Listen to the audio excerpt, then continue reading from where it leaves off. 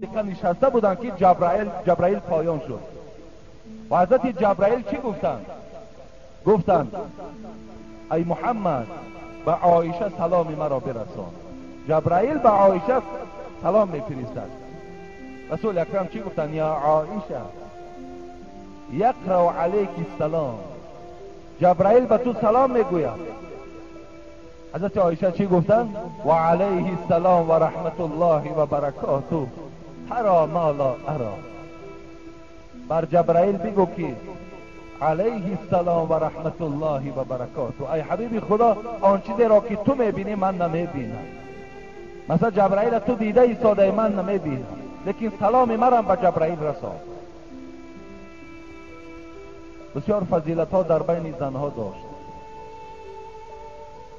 بار میگوید حبیب خدا که بسیار خانه عایشه زیاد می آمد، در زیر چادر با عایشه دراز کشیدگی بود که دیگر زنهای پیغمبر شاید 5 نفرش شاید 6 نفری او یک جایه شدن و فاطمه را فریاد زدن. دختری دوست داشته ترین پیغمبر فاطمه را گفتن رو با پدرت بگو چگونه محبت به عایشه داره، با ما هم همچنان محبت کنه. اینم در صحیح بخاری میگذره. حضرت فاطمه شکایت دیگر زنها را گرفت و به نزد پدرش آمد که رسول اکرم در زیر چادر با عایشه صدیقه دراز کشیدگی صحبت دارد. گفت پدر گو اجازت هست؟ گو اجازت هست. گفت من شکایت آوردم. گفت چی شکایت آوردی؟ گفت دیگر زنهای تو میگویند چگونه محبتی به عایشه داری، به ما نیز همچنان محبت کن. گفت فاطمه گفت تو دوست نمیداری آن کسی را که من دوست میدارم. گفت پدر گفت دوست میدارم. گفت پس من عایشه را دوست میدارم و برای تو امر میکنم ای فاطمه عایشه را همیشه دوست دار. فاطمه میگوید از جاش خیست و آمد نزد این زنها. گفت با پدرم آن چیزی که پیشنهاد کرده رسانیدم، لیکن بر من این گونه جواب گفت. گفتن زنهاش گفت ما را قناعت نکردی، ما را قناعت نکردی. گفت خیز بار دیگر رو بگو آن محبتی که به عایشه داری به ما نیز همچنان محبت کن. فاطمه گفت قسم به خدا دویم باره پیش پدرم نمیرم. از جاش زینب ابن جحش خیست. این زن پیغمبری خدا بود، دختر عمش بود. حضرت عایشه میگوید در بین تمام زنهای پیغمبر در شرف و بزرگی قریب به من همین زینب برابر میشد. هم حسن جمالی خوب داشت، هم پاک دامن بود، هم دست بخیر داشت و همیشه شبها قیام لیل داشت. بسیار زنی خدا ترس بود، بسیار خدمتگار در پیغمبری خدا بود. میگوید زینب از جاش خیز گفت من شکایت شما را میبرم. خودش هم علم داشت زینب. آمد میگوید نزد حبیب خدا که همون حالتی که با عایشه دراز کشیدگی بود همون حالت قرار داد. زینب پیشش در آمد و ای حبیب خدا گفت از تمام زنهای تو شکایت همین که محبتی که با این عایشه داری با ما نیز همچنان محبت کن. حبیب خدا میگوید به چهره زینب تماشا کردم چیزی نگفتم. عایشه میگوید من فقط به چشمهای پیغمبر نگاه داشتم که اشاره کنه تا که من جواب گویم. لیکن حبیب خدا میگوید هرچند که نگاه کردم به چشم چیزی اشاره نکرد، لیکن از چهره او فهمیدم که وای به من دلالت کرد که از خود دفاع کن از خود. من میگوید با زینب مناقشه کرده. دو زن با یکدیگر روبرو شدن، جنجال کردیم. ولی بعضی دو زنها سه زنها میگن بین ما جنگ است و دیگر. از این قصه ها برمیآید که در بین زنهای پیغمبر خدا هم رشک وجود داشت. میگوید مناقشه کردیم، لیکن میگوید در سخنرانی من زینب شکست دادم. عایشه میگوید من شکستش دادم. میگوید دیگر مجال حرف زدن نیافت و از جاش خیز میگوید و رفت به جانب زنها گفت که رسول اکرم میگوید این دختر ابوبکر است. وقتی از جا زینب خیز میخواست که رود گفت زینب گفت یک لحظه گفت این عایشه دختر ابوبکر صدیق است. زینب رفت و مردم رسانید. امام نووی میگوید برای چی پیغمبر خدا گفت که این دختر ابوبکر صدیق است؟ میگوید سبب و حکمتش در این است که یکمش عایشه را پدرش آدمی بزرگ بود و محبوب ترین مردها به سوی پیغمبر هم حضرت ابوبکر بود و دیگر این که یکی از زنهای دانا و زنهای خیلی زیبای پیغمبر هم حضرت عایشه بود. حتی رسول اکرم آنچنان غمخواری به عایشه میکرد که زیباگیش خیلی زیاد که بود، مردهای دعاخانه دعوت میکرد که آمده عایشه را دعای چشم خواند. بالای عایشه دعاخانی ها میکردن که وای خدا از چشم حاسدان و از چشم چشمگران نجات دهد. از این قصه هم حکمت برمی آید که چشم فقط به دعا آدم رد میکند، به خار و به نعل و به موره چشمی و به اینا چشم دور نمی شود.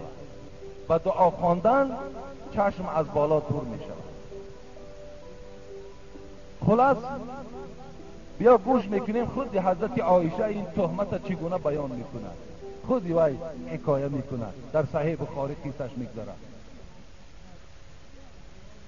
غزوه بنی مستلیق بود میگوید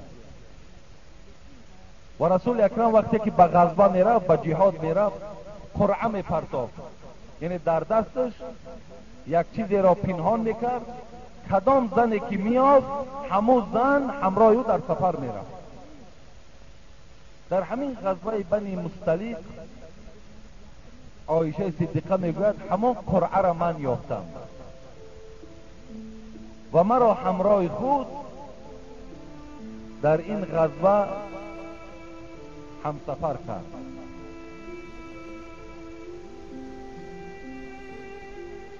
و برای من یک اشتر آماده کرد. بالای اشتر کجاوه داشتم. کجاوه را گفته همون یک خانچه میسازن که اگر شما دیده باشین در بالاهای فیل هم میگذارن، در بالای اسب هم میگذارن، در بالای اشترها هم میگذارن و در او همون رهبرها و سردارها سوار میشوند. برای حضرت عایشه کجاوه ساختگی بودند، در داخل همون می در آمد، در خود می پوشید و این کجاوه او را می برداشتند، بالای اشتر می ماندند و رهسپار می شدند. حضرت عایشه می گوید وقتی که این غزوه تمام شد، مسلمان ها در این ظفر یافتند. پس گشته آمدیم، در یک وادی قرار گرفتیم. نصف شب بود که فرمان شد که بارها را بندین، رهسپار به سوی مدینه می شوید. حضرت عایشه صدیقه می گوید من از کجاوه خود پایان شدم، برای قضای حاجت از این اسکران رسول اکرم از این کجاوه خود دورتر رفته قرار گرفتم برای قضای حاجت. قضای حاجت کردم، گشته به نزد کجاوه خود آمدم، دست در گردن زدم که مورم در گردنم نیست. یک موره داشتم، بسیار موره قیمت بود، همین مورم در گردنم نیافتم. پس برای جستجوی این موره باز به همون جایی که قضای حاجت کرده بودم رفتم. اونجا خیلی وقتی من زیاد گذشت، کافت و کاو کردم. وقتی که از آنجا برگشته آمدم، نگاه کردم که کیها این مردم الکی رهسپار شدن، کسی در اونجا وجود ندارد. قصه خیلی با دقت گوش اندازه شما خودتان پیخست میشوین که آیا این تهمت بود یا تهمت نبود. انا همینجا تهمت حضرت عایشه سر میشود.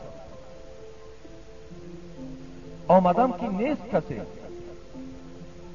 کجاوه منم بالای اشتر بار کردن رفتم. ببینید حضرت عایشه میگوید برای چی همون انسانهایی که کجاوه را برداشتن و بالای شتر بار کردن درک نیافتن که من در داخل کجاوه هستم یا نیستم؟ برای چی؟ سببش در چی بود؟ میگوید یکمش این واقعه میگوید بعد نزول آیت حجاب بود. یعنی حجاب، ساتر، رویمال انداختن، این آیت وقتی که آمده بود دیگر مردها حقوق نداشتن که هر یک کجاوه را کشاده و داخل او را تماشا کنند یا به سوی زنها نظر کنند. این دیگر مسلمان ها حق نداشتند. یکم صورت این بود میگوید. دویم صورت این بود که من بسیار سین و سالم خورد بود میگوید اون سالها و بسیار زنی بیگوشت بودم، خراب بودم میگوید. زنهای دوره رسول اکرم میگوید سیرگوشت نبودند و حضرت عایشه میگوید ما خوراک زیاد هم نمیخوردیم و فربگی هم در ما وجود نداشت. بسیار یک وزن سبکی داشتیم. از این خاطر کجاوه را برداشتگی آدم حس نمیکرد که در داخلش آدم هست یا نیست. ولی امروز میبینید چی مردمان چی زناماند، باور کنید خدا داند تابوچه برداشته نمیشود. حبیب خدا در حدیث های مبارک گفتن میترسم از امتی که شکم داشته باشد. ببینید از امتی که شکم داشته باشد، از این گونه امت میترسم.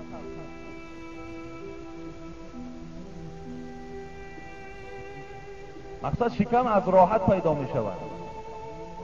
شکم بسیاری وقت از بیکاری پیدا می شود، از تربیه زیاد پیدا می شود، از تنبلی پیدا می شود.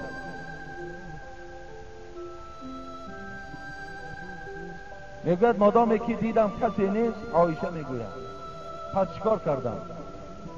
پس در همون جایی که خوابیده بودم چادر ما بالای سرم کشیدم و در همونجا نشستم و گمانم همین بود که مادامی که رفتن در کجایی که رسیدن داخل کجاوه را میکشاین، میبینن که نباشم، باز به همینجا گشته بیایم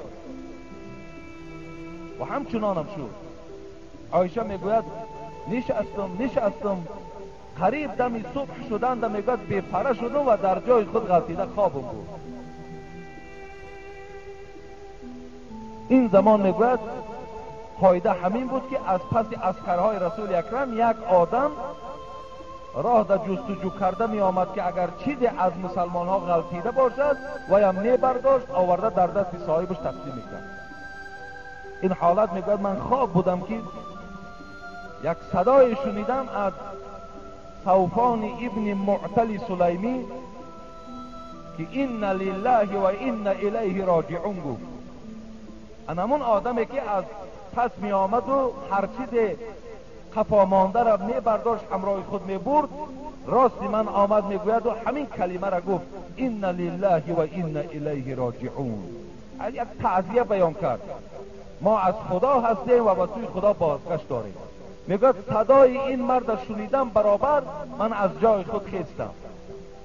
شیرین آوازی داری، از این میوه های درخت استفاده میبری، لکن فردا خداوند تو را از حیات و از این خوراکی ها پرسان نمی کند.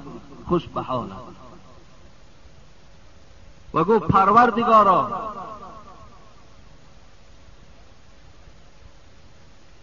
کاش که مرا یک درخت می کردی و در یک بیابان می سبزاندی و یک اشتر به پیش این درخت می گذشت، این درخت را می خورد، خارج می کرد، ولیکن ابوبکر نمی کردی.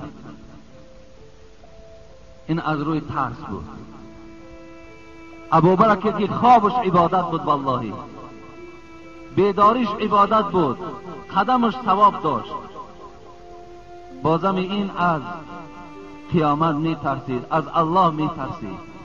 آرزو می کرد که درخت می شدم، علف می شدم تا که مرا یک حیوان استفاده می برد و ابوبکر نمی شدم. امروز ما و شما حیات بی پروایانه می گذرانیم، ناترسانه گناه می کنیم. بیاد ما قبرم نمی زند، قیامتم نمی زند.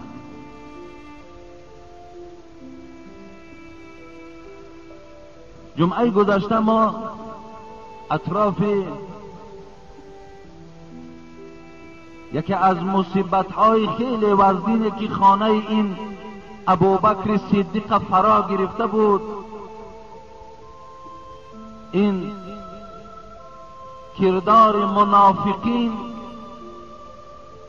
خواستند که دختری ابوبکر صدیق محبوب ترین زن رسول اکرم صلی الله علیه و سلم عایشه را تهمت بر زنا کنند و ابوبکر و عایشه و خانواده ابوبکر را در پیش رسول اکرم و همه مسلمان ها در خجالت و شرمندگی قرار دهند.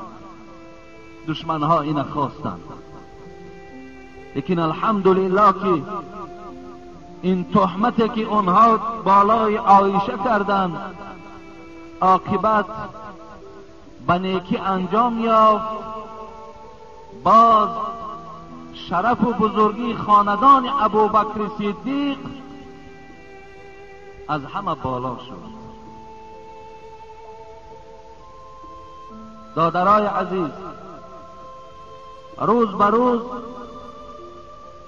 حجمهای هر گونه رویه ها و هر گونه جریان ها صورت دارد. شما از وجود خودتان دوست داشتن عایشه را هیچگاه دور نگردانید، زیرا حبیب خدا گفت قسم به عظمت پروردگار، این روایت هم بخاری است هم مسلم است، کسی که اگر اهل بیت مرا بد میبیند والله که وی دوزخی است. گفت کسی که اهل بیت مرا بد میبیند دشمن اهل بیت من است. زنهای پیغمبر از اهل بیت پیغمبر به حساب می رفتند. از این خاطر دادرای عزیز، وقتی هر جایی که نام عایشه ذکر شد شما در حق این مادرمان دعای خیر کنید. نگذارید که این دشمنهایی که از ما و شما تیار کردند نسبت این چهاریار پیغمبر و این مادرمان سنگ زنند و ما و شما با این گوشهای شنوا سخن اونها را گوش کنیم. به خدا قسم از این در بی ناموسی و بی غیرتی نیست دیگر چی جاش میماند؟ مادرمان غیبت کنند، مادرمان سنگ زنند، پشتیبانهای پیغمبر خدا را تنقید کنند، ما و شما مسلمان ها گوش اندازیم. ابو حنیفه رحمت الله علیه سردار مذهب ما و شما در وصیت‌های خود در آخران فصلش به شاگردهاش گفت بزرگترین زن دنیا بعد خدیجه عایشه رضی الله تعالی عنها می باشد. او پاک است و خالی از زناست. این حضرت امام ابو حنیفه در وصیت‌های خود به شاگردانش گفت.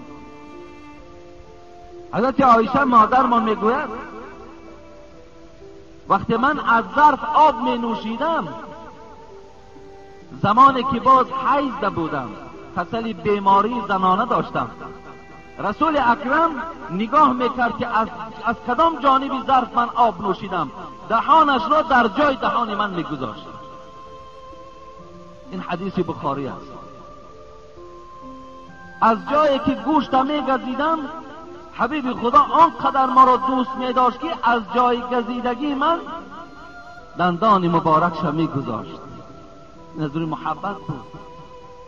عایشه میگوید وقتی من در بیماری زنانه بودم که همبستری با زنی در حیض بودگی گناهی کبیره است، کسی که اگر در حالت حیض به زن نزدیکی میکند او مرتکب گناه میشود، تا اگر توبه به سوی خدا نکند از این عمل زشت خود خدا او را رسوا و شرمنده میکند. در حالت حیض بودم، دراز کشیده بودم، پیغمبر خدا آمد میگوید سر مبارکش بالای دامن من میگذاشت، زمانی که من در بیماری زنانه بودم او قرآن میخواند. این از روی محبت بود. حضرت عایشه محبوب ترین زن پیغمبر بود. در بین همه زنهایی که داشت نسبت عایشه صدیقه محبت بیشتر داشت.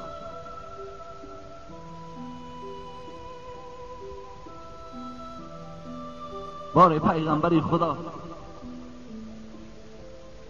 همراه عایشه بودند. عایشه میگوید از حبیب خدا طلب کرد ای شوهر مهربان، ای حبیب خدا، میخواهم که در حق من دعا کنی. دادرای عزیز خیلی با اهمیت باشین. شاید این سخن مرا بعضی مادرها هم خواهرها هم بعداً شنوند. این حکمت دارد. عایشه از شوهرش دعا طلب میکند. امروز من شما را باور که شاهد میگیرم اگر در همین مسجد تا 3000 و 4000 نفر باشین، خدا داناست که هیچ زنی شما از شما دعا طلب نمیکنند. باری هم نمیگن که شوهر در حق من دعا کن. باور کن در فکرشان هم نمیگذرد. حتی پروای دعای شوهر هم ندارند. نمیدانند که حبیب خدا گفت، اشاره به سوی شوهر کرد، گفت ای خانم های مهربان، ای زنان مسلمان، هو جنتک و نارک. همین شوهرها جنت و دوزخ شما هستند. اگر جنت میخواهی احترامشان کنیم، به قدرشان رسید. خواه زیبا هستند، خواه بدرو هستند، خواه پولدار هستند، خواه بی پول هستند، خواه منصب دارند، خواه منصب ندارند، احترامشان کنیم. اینا جنت و دوزخ شما هستند. افسوس که امروز به قدرترین شخص در خاندان شوهرها می باشند. شوهر قدر ندارد، احترام ندارد، به قدر شوهر نمی رسند. باور کنین این زنها تا حد آمدن که پیش شوهر خیستن برای خود عار می دانند. اینا برای خود یک چیزی خیلی ناخوب می شمارند که پیش شوهرش خیزد، لیکن پیش یک مرد بیگانه و پیش یک زنی بیگانه می خیزد.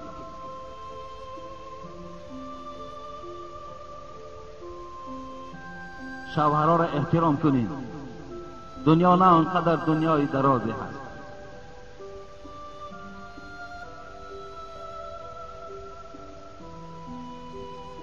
اگر هر یک زنی که نماز میخواند لیکن در نمازش حبیب خدا میگوید در حق شوهر دعا نمیکند، نماز او در سر او زده میشود، قبول درگاه خدا نمیشود. زن همیشه باید دعا کننده در حق شوهر باشد. احترام شوهر باید به جای بیارد. حکم شوهر برای او فرض و واجب است. اگر گردن کشی کند، اگر ناپسندی کند، حبیب خدا گفتند درهای جنت بالای این زن پوشیده است. مادرای عزیز و خواهرای عزیز، من بر همه شما باور که مراجعتم همین است. از تمام آن روزه های نافله که شما میگیرید، از تمام آن نمازهایی که شب و روز نافله که شما میخوانید، اگر یک بار بروی شوهر تبسم کنین، قسم به خدا از همه عبادتان بالا هست. یک بار به بالای شوهر تبسم کنید، یا یک بار پشت دست شوهر تا بوسه کن، از همه عبادتت بالاست.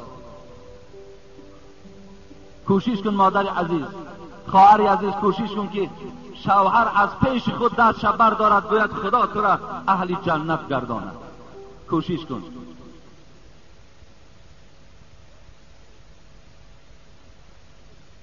اعظم الناس حقا علی المرأة زوجها. زیرا خواهر عزیز، بزرگترین حق بالای تو نه پدر دارد، نه برادر دارد، نه عمک و تقت دارد، شوهر دارد.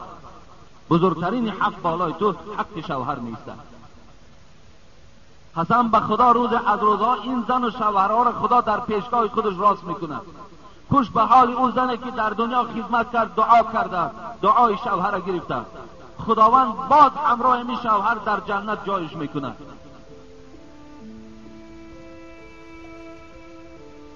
حضرت عایشه از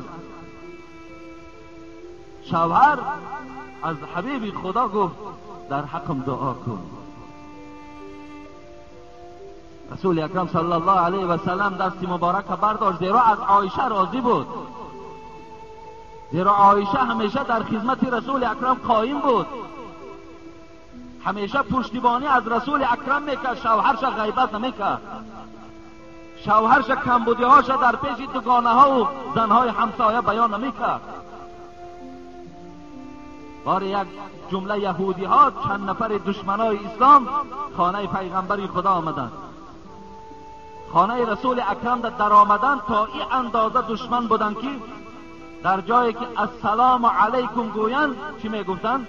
السلام علیکم، السلام علیکم، مرگ به تو باده محمد. وقتی این عایشه این السلام علیکم از زبان یهودی ها شنید، این زنی با غیرت، این زنی پشتیبانی از شوهر طاقت نکرد، از جاش خیز گفت لعنت و مرگ خدا بر شما باد. حبیب خدا چی ده نگفته بود که عایشه پشتیبانی از شوهرش کرد؟ گفت خدا شما را لعنت کند، خدا مرگ به شما باد. گفت رسول اکرم گفت عایشه گو نرم باش، من که با اونها جواب گفتم و علیکم گفتم، مرگ و لعنتم بر شما باد. پشتیبانی را ببینید. امروز در ما مکتوب می آید که شوهر غیبت میکند، شوهر کمبودی هاش در پیش زنهای بیگانه بیان میکند.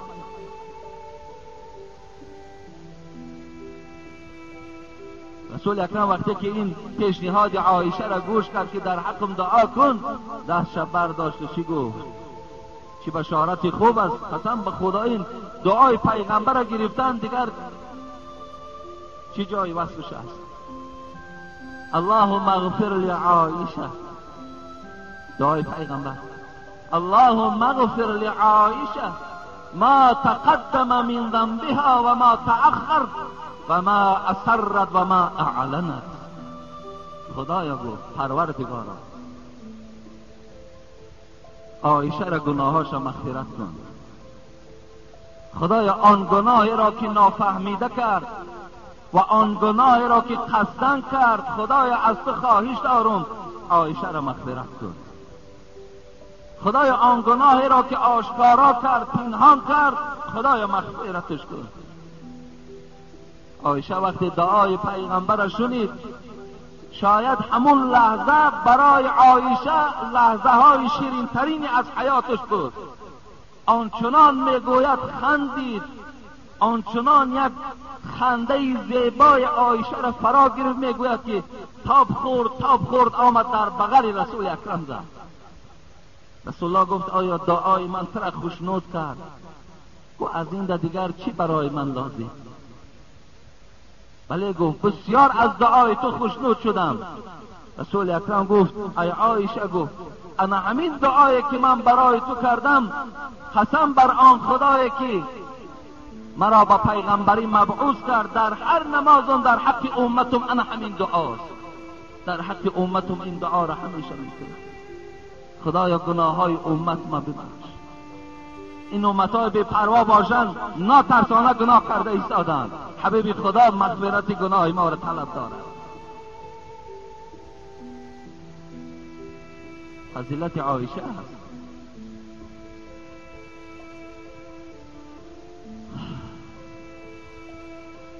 خداوند در سوره احزاب النبی اولی بالمؤمنین من انفسهم و ازواجه امهاتهم، این شعار ما و شماست، این دلیل مستحکم ترین برای ما و شماست برای بسته کردن زبان همون ناکسانی که نسبت عایشه بدگویی دارند.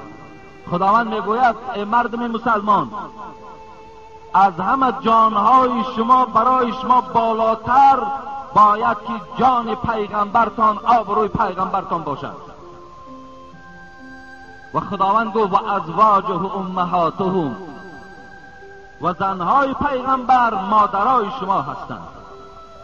زنهای پیغمبر مادرای ما و شما هستند.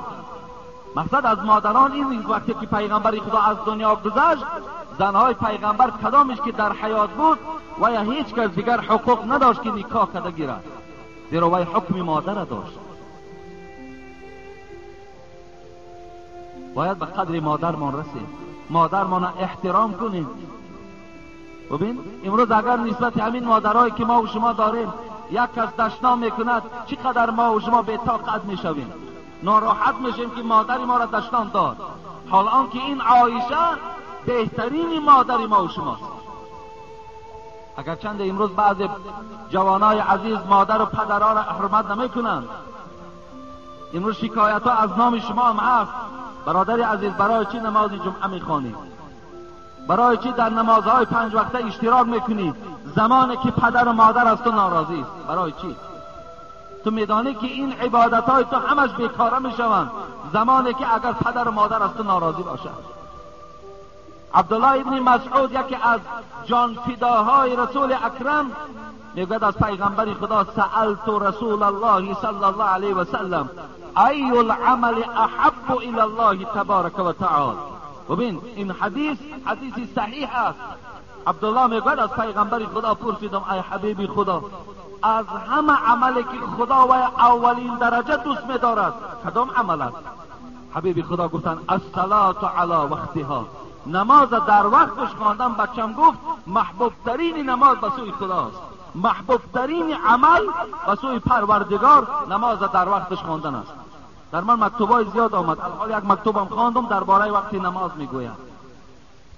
در مسجدها 1 ساعت هیچ کس طاقت ندارد، حالا که 1.5 ساعت بعد به کمش ما و شما ایستادگی کنیم نماز خفتن خوانیم. کاش که همون موی سفیدها، کاش که همون شخصانی که 1 ساعت طاقت ندارند، کاش که همین سراسیمگی را در نام خدایی کنند. در نام خدایی در نزد یک اگر فسق و فساد باشد 1 ساعت نشیند به خدا قسم مانده نمیشد، پروا هم ندارد.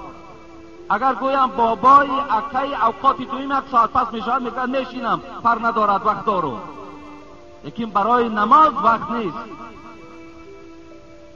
1 ساعت وقت نمیآورد. 1.5 ساعت برای عبادتی که الله این عبادت را دوست می‌دارد که در وقتش خوانده شود وقت جدا نمی‌کند. ببینید ما و شما کجا رفته ایستادیم. دویم چی گفتن حبیب خدا؟ ثم ایون.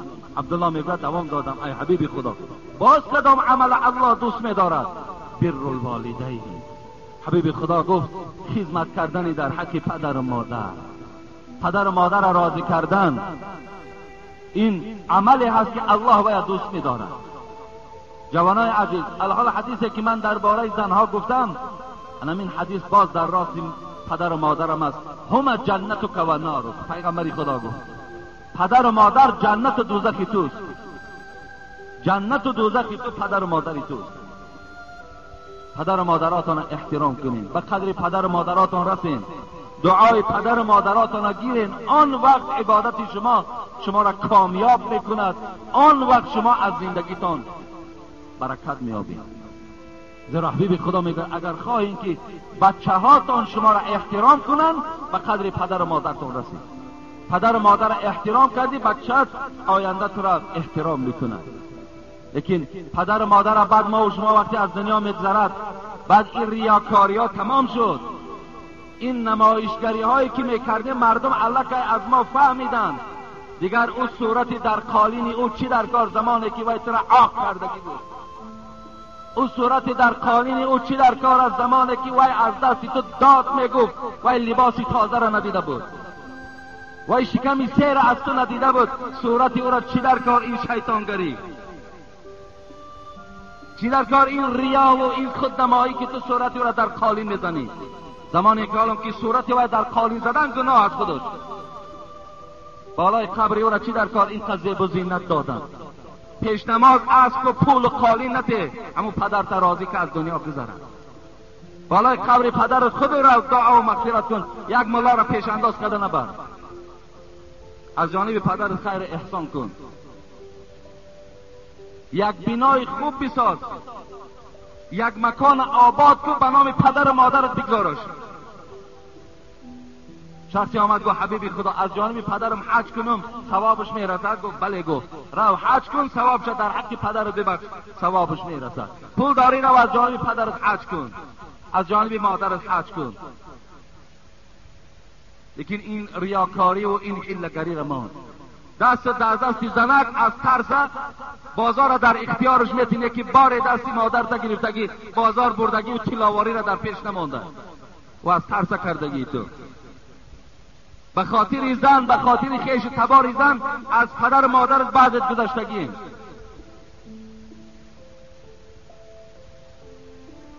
زنها را احترام کنیم. سألوا في عامي ان اشکر لی ولی والدیک الی المصیر.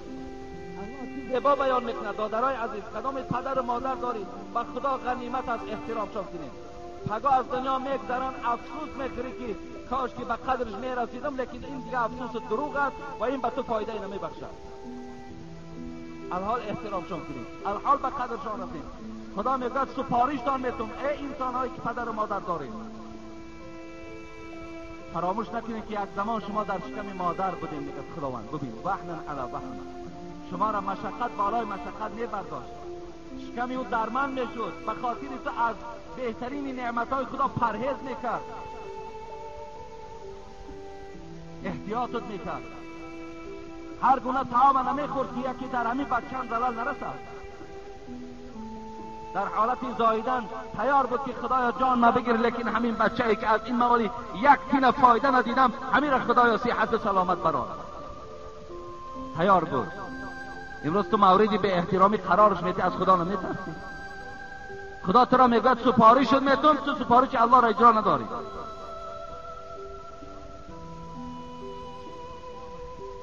میلش این صحبت کم هم که اگر بیان کنم از هر فصل برای آدمی با عقل بسر. گفتمون محمد سنای ایرانی، محمد صاحب ایرانی، یک نکته بس است اگر شعور است، ورنه چو چراغ پیش کور است. برای آدمی با فهم یک نکتهش بس است.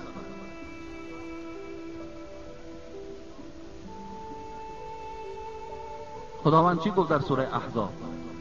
پیغمبرها از نفسهای شما دیده، جان اونا شرف اونا بلند است و زنهای پیغمبر مادرای شما هستند. میلش من اینجا این صحبت قطع میکنم، میگذارم در تهمت حضرت عایشه.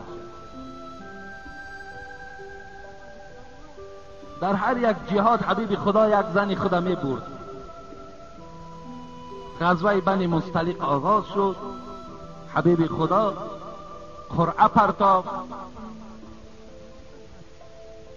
قرعه را عایشه یافت و همسفر این غزوه بنی مصطلق عایشه شد. حبیب خدا وقتی که در راه عایشه میگوید می رفتیم هر جایی که اگر استراحت اختیار میکردن، من در کجاوه سوار بودم. کجاوه را میدانیم، بالای اشترها و بالای اسبها در یک خانچه میکنن و همون خانچه را بالای اشتر بار میکنن، در داخل او آدم است. از داخل کجاوه خود میفرامدم باز تا زمانی که حبیب خدا امری به سوار شدن میکرد. این حادثه را حادثه افک میگویند. افک در قرآن افک یاد میشود، حدیث افک میگویند. یعنی مقصد از افک بهتان و دروغ، حادثه بهتان و دروغ. خدا پرده کنه. در دعاها ما حتی میگفتیم خدایا ما را از تهمت بدی ناگهان نگه دار. اینا به خدا وجود دارد، تهمت کردن وجود دارد. یک آدمی که صاف و خالص است تهمتش میکنند.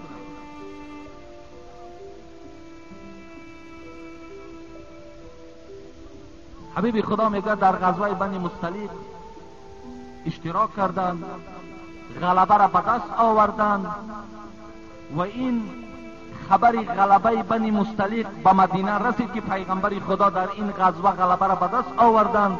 تمام مدینه را میگه خرسندی فرا گرفت. بعدا این حادثه بعد نزول آیت حجاب بود. وقتی آیت حجاب پوشیدن ساتر برای زنها وقتی که آیتش نازل شد، این تهمت هم بعد همون حادثه حجاب بود. حضرت عایشه میگوید آمدیم برگشت به سوی مدینه می آمدیم. در اثنای راه حبیب خدا کاروان من کردن، گفتن کمی استراحت میکنید. شب بود، استراحت کردیم. پس فرمان شد که همگی سوار شوین، مدینه می رویم.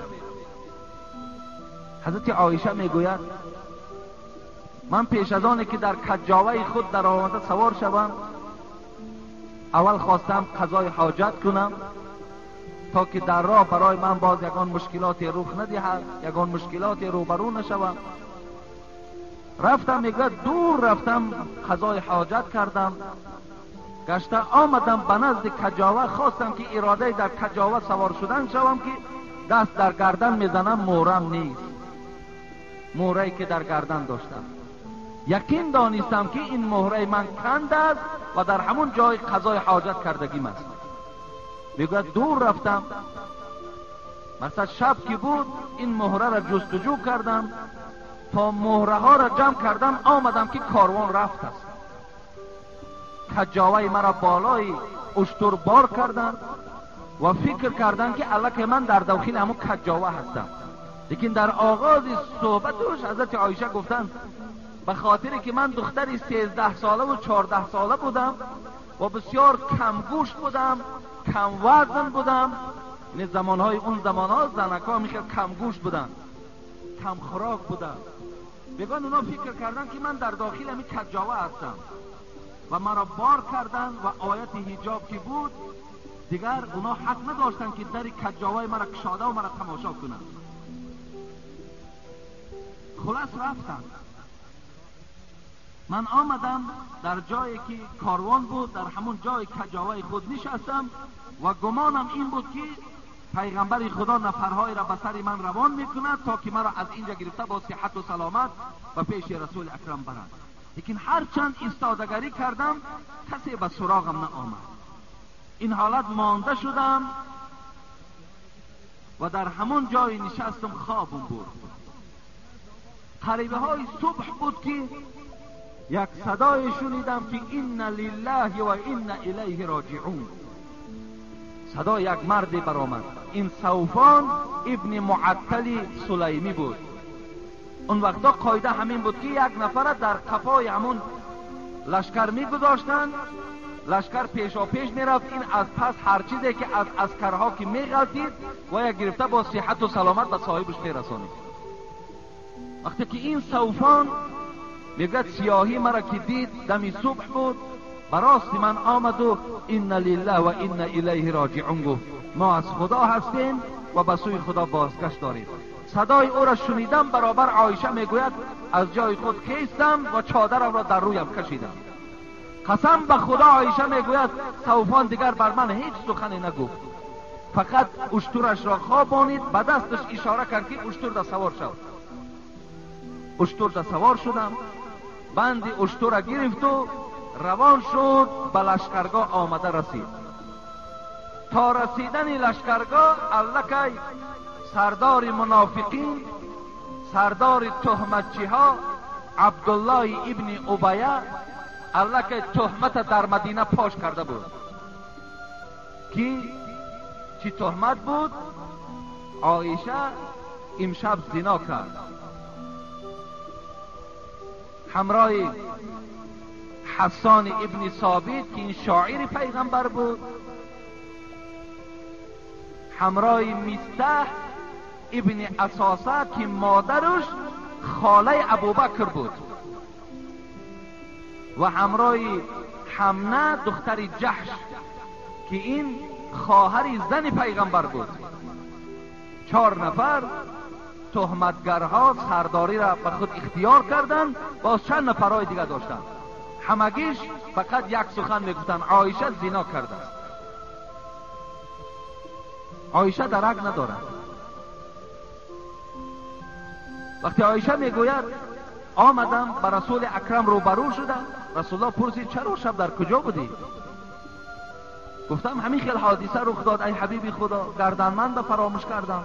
آمدم که شما آمده، در همون جای خواب بودم، صوفان آمد، قسم به خدا به من گپم نزد، مرا به نزد شما صحت و سلامت آورده. روز بود، خدا رحمت کنه صاحب تفسیر ابن کثیر و یا میگوید که یک خالی بودن عایشه از زنا این که همون صوفانی که بالای شتر عایشه را بار کرده آورده بود روز بود، شب هم نبود، که بسیاری تهمت ها را در شب میکنن آدم باور میکنه، روز بود میگوید.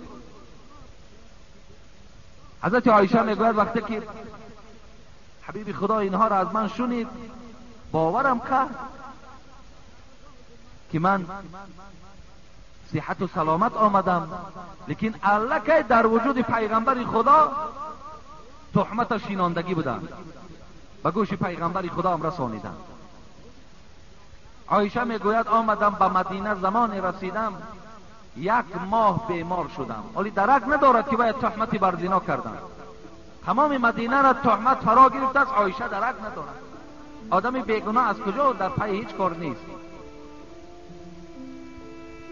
لیکن میگوید حبیب خدا هر باری که من بیمار میشدم بسیار در من لطف و مهربانی میکرد. این دفعه در بیماری که شدم از من لطف و مهربانی هاش برداشت، دیگر لطف و مهربانی نمیکرد. خانه من میدر آمد فقط میپرسید چگونه هستند، حتی نمیپرسید چخیل هستی ای عایشه، چگونه هستند. بیرون میشد. عایشه میگوید من تعجب میکردم که این حبیب خدا اینقدر من محبوب زنی او بودم، اینقدر احترام داشتم، چرا برای من لطف و مهربانی ندارد. احساس میکردم لیکن در تعجب می آمدم. آخرهای ماه بود که میگوید درست شدم، تنم به درد شد. و ناگاه میگوید مستح، انمون مستحی که فرزند اساسه بود، گویا مادرش خاله ابوبکر بود، بچه خاله ابوبکرم تهمتی به دختر ابوبکر زد. میگوید مادر همین میگوید پیشم آمد و میگوید گفتم ای مادر مستح، خوب میشد که یک قضای حاجت میبرآمدیم.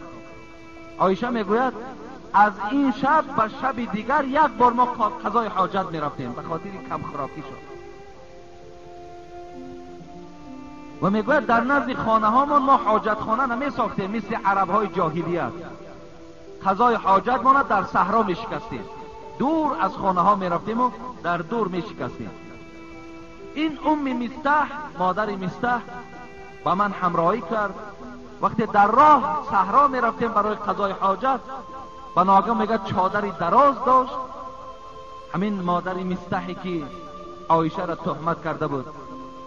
یکی میگه پاش در همون چادر پیچید و قریب که به افتیدن بود. در همین حالت افتیدنش همین مادر مستح چی گفت؟ گفت خدا مستح را هلاک کنه. عایشه میگوید وقتی شنیدم که مادر در حق فرزند خود دعا کرده ایستاده که خدا مستح را هلاک کند، ناراحت شدم. گفتم ای مادر مستح، آخر مستح اشتراکی جنگ بدر هست، چرا در حق وی دعای بد میکنی؟ گفت ای زن نادان، تو آیا بیدرک هستی که مستح تو را تهمتی به زنا کرده است؟ تو میدانی که همین بچه من تو را تهمتی به زنا کردگیست. عایشه میگوید با شنیدن این سخن موی از بدنم خیز. گفتم چگونه مرا تهمتی بر زنا کردن؟ میگوید یکایک همگی شود مادر مستح میگوید به من حکایه کرد. عایشه میگوید اثنای راه بود، به جایی که ما قضای حاجت میشکستیم رفتم، قسم به خدا از غم میگوید دیگه قضای حاجت کردن نتوانستم. از اونجا میگوید برگشتم آمدم به خانه. همان شب میگوید برای من شب نبود، تا روز میگوید گریه کردم، حتی صبح آب اشک چشمم خشک نمیشد. رسول اکرم صلی الله علیه و سلم میگوید نزدم آمد، دید که حالم خیلی دیگرگون است. اینقدر پرسید که چهل هستند، دیگر چیزی از من نپرسید. و از پیغمبر خدا درخواست کردم ای حبیب خدا اجازت نمیدهی که پیش پدر و مادرم روم. عایشه میگوید برای آن من این اجازت از پیغمبر خواستم که تا که پره این حادثه را از زبان پدر و مادرم شنوم. رسول اکرم صلی الله علیه و سلم در جواب عایشه چی گفتن؟ گفتن تو اختیار داری رفتن بگیر. عایشه تماما دگرگون شدن. از جای خود خیستم، خانه پدر و مادرم رفتم. وقتی با مادر خود روبرو شدم گفتم ای مادر عزیز، چی گپ هاست در شأن من؟ در راست من چی گپ هاست؟ نگاه مادرم گریان شد و گفت ای عایشه، هر دختری که اگر زیبا باشد و او در نزد شوهرش محبوب باشد و زن او با شوهری او باز بغیر این زن دیگر زنها داشته باشند، زنهای او در حق این زن محبوب هر سخن میگویند. دخترم بی پروا باش، صبر کن، عاقبت کار بخیر است. گفتم مادر، الحال تمام مدینه را آوازه پهن شده است که من زنا کردم؟ گفت بله. در تمام خانه مدینه الکی تهمت زنای تو صدا میدهد. عایشه میگوید باز همان گریه های شب مرا فرا گرفت. ناراحت شدم، خیلی گریه کردم، آنچنان گریه کردم گفت که قسم به خدا از دم صبح دیگر اشک در چشمهام نماند. چشمها خشک از آب چشم شد. این زمان بود که رسول اکرم صلی الله علیه و سلم حضرت علی را با همراهی حضرت اسامه ابن زید فریاد کرد. گفت ای علی، ای اسامه، من شما را برای مصلحت فریاد زدم. گفت چی مصلحت داری ای حبیبی خدا؟ گفت آیا همین عایشه را سر دهم یا سر ندهم؟ حضرت اسامه گفتند اگر از من پرسی من از پاکی خانه تو خبر میدهم. آن چیزی که بالای خاندان تو تهمت آوردن، خاندان ابوبکر ده آوردن، همگیش ای رسول اکرم تهمت است، من باور ندارم. من فقط پاکی و پاکیزگی و اخلاق حمیده و حیای حضرت عایشه را میدانم و خلاص. حضرت علی گفتند ای حبیب خدا، خدا برای تو زن محدود نکرده است، بگیر دیگر زن. حضرت علی گفتند لیکن خوب می شود که آن خدمتگاری که عایشه دارد سیر و سودای وی از خدمتگارش بپرس، وی همش می داند. رسول اکرم خدمتگار عایشه را فریاد زد، بریره نام داشت. گفت ای بریره، گفت در حق عایشه چی می دانی؟ چی کارهای نادرستی باید میدانی؟ برای من خبر بده. بریره خدمتگار عایشه گفتند ای حبیبی خدا، عایشه بسیار دختری خوب است، بسیار دختری نیک است، بسیار دختری پاک دامن است، فقط یک عیب دارد. عیبش امین است که وقتی که خمیر میخیلد در پیش همان خمیر سری خودش میماند، وقتی که خواب میکند گوسفند و مرغا آمده خمیر شکی خورن از خواب بیدار نمی شود. این قدر عیب دارد که این عیب نیست، زیرا که وی جوان دختر است، وقتی خواب کرده نشه. همین قدر عیب شمی دانم و خلاص. رسول اکرم ناراحت شدند. از هر جا صدای فقط نیکی عایشه می آید و خلاص. بالای منبر برآمد، گفت کی مرا در پاکی خانم یاردم میدهد؟ کی علیه عبدالله ابن ابیه ابن سلول منافق مبارزه میبرد؟ کیست؟ میگوید سعد ابن معاذ انصاری که از قبیله خزرجی ها بود، از جاش خیست. گفت پیغمبر خدا، من در قبطت میستم، اگر کدام شخصی که از قبیله اوس باشد و تهمت کرده باشد، قسم به خدا گو گردنش میزنم. بناگاه از بین قوم سعد ابن عباده خیست. گفت ای سعد ابن معاذ، تو دروغ گفتی، تو کشته نمیتوانی. گفت بچه عمکی سعد ابن معاذ از جاش خیز و پشتیبانی و یک کرد. یک غلغله مسجد صدا گرفت، فرا گرفت. رسول اکرم که زنده و حیات بودند این غلغله را پس کردند. قریب بود که بین این دو قبیله اوس و خزرج جنگ و کشتار برپا میشد. این زمان حبیب خدا از منبر پایان شد و خانه عایشه رفت. عایشه همراه یک زن دیگر و پدر و مادرش در خانه نشسته بود. حبیب خدا گفت ای عایشه، گفت من از تو سؤال دارم،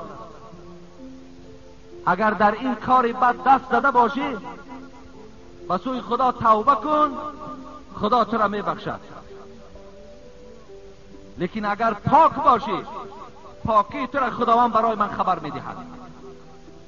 عایشه میگوید از این سخن پیغمبر خدا آنقدر پر تأثیر شدم که به مادرم اشاره کردم که جواب سخن پیغمبر را بگوید. مادرم گفت من چیزی گفتن نمیتوانم. پدرم اشاره کردم در جواب سخن پیغمبر چیزی بگوید. گفتن به خدا قسم ما دلاور نمیشیم در جواب پیغمبر خدا چیزی بگوییم. عایشه گفتن من پاسخی رسول اکرم میدهم. من گفتن دختری جوانم، نه آنقدر قرآن زیاد خواندم، لیکن ای حبیب خدا اگر الحال من میدانم که از تهمت است، میدانم که پاک هستم و روز از روزا خداوند پاکی مرا برای تو خبر میدهد، لیکن اگر الحال گویم که من پاک هستم و خدا میداند که من پاک هستم، گویم پاک هستم، تو باور نمی کنی. لیکن اگر گویم که من بر همین زنا رفتگی هستم، این جنایت کردم، حالا که خدا میداند که من پاک هستم، ای حبیب خدا تو باور میکنی.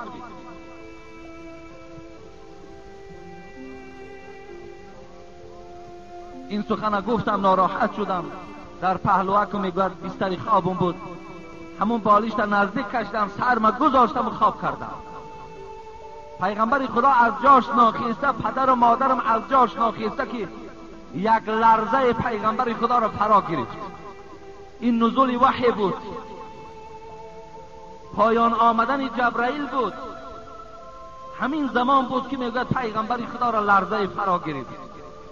دانستم که وحی از آسمان و پیغمبر آمده ایستاده است.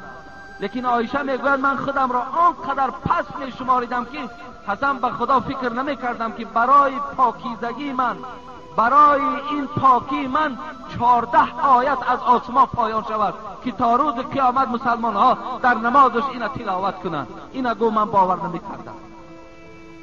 فقط فکر میکردم که در یگان خواب پیغمبر شاید که پاکی من برای او خبر داده شود و بعد.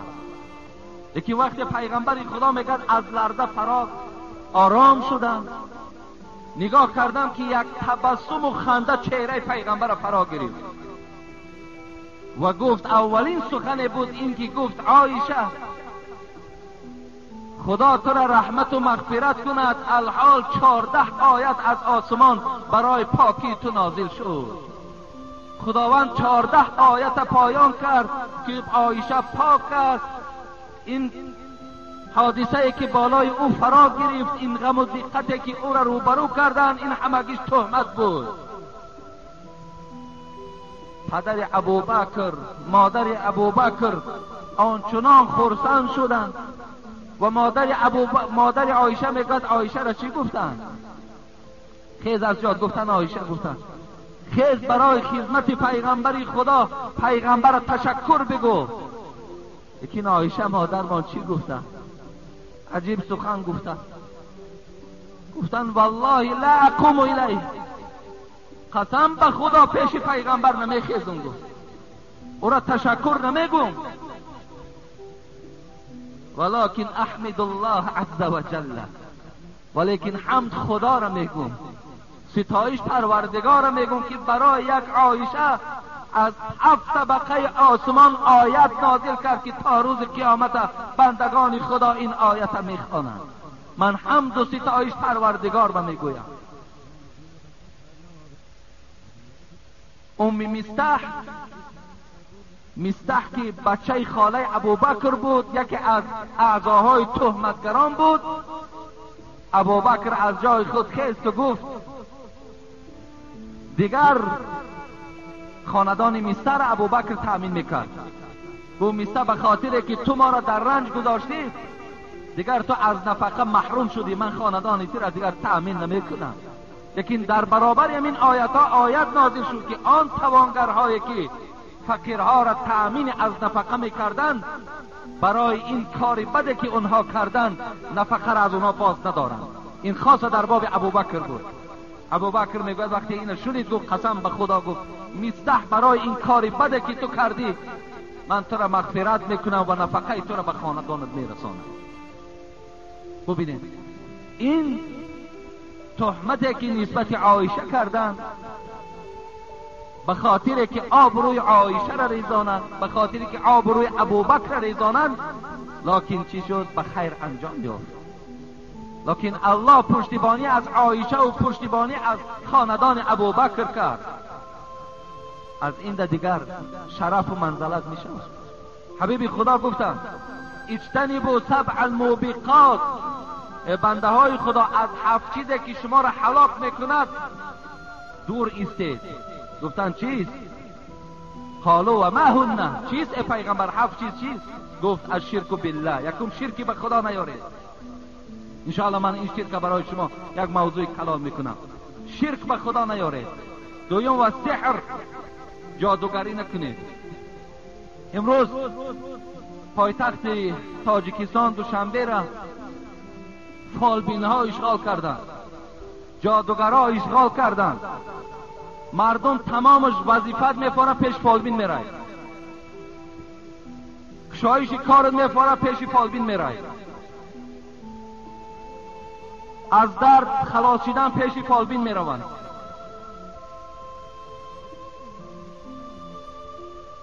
این مصیبت است، این بسیار مصیبت است. من اتا کاهنا او عرافا فصدق بما یقول فقد کفر بما انزل علی محمد علیه السلام. کسی پیش یک فالبین می رود، ولی امروز زنکا را می بینیم اکثرا زن هاست. برای چی می روی؟ برای دهن سرخ دامن بستن. برای چی است؟ برای دلگرمی شوهرت. دلگرمی شوهر خدمت است. والله که نه جادوگر کارت کرده میتواند، نه شیخ، نه ملا. تا زمانی که تو خدمت شوهر را نمیکنی دل شوهر هیچ وقت گرم به سوی تو نمیشود. دلگرمی، دلخنکی همه به فالبین ها حواله. حبیب خدا کسی پیش یک فالبین می رود، پیش یک جادوگر می رود، باور میکند آن چیزی که وی میگوید به تحقیق کافر شده است به آن قرآنی که بر محمد نازل شده است. تو دیگر خانه حلال نداری، تو زن حلال نداری، تو نکاح حلال نداری.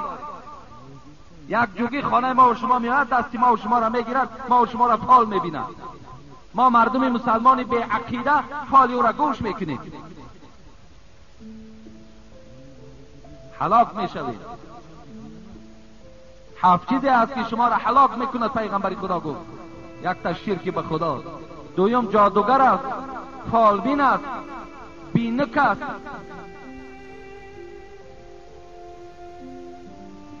و آخر دعوانا عن الحمد لله رب العالمین. انشاءالله من این 7 طبقه که 7 کسانی که هلاک شونده هستند اینا را باز یک کم ترک برای شما مفصلتر جمعه گذشته بیان میکنم و بعضی از قصه های ابوبکر نسبت در خلافت چگونه برآمد. ولی اطراف خلافت او هم جنگ و جوش است، اختلافات است. بعضی ها امروز دعوا میکنند که ارزنده جای ابوبکر علی بود، چرا علی نشد ابوبکر جای او شد.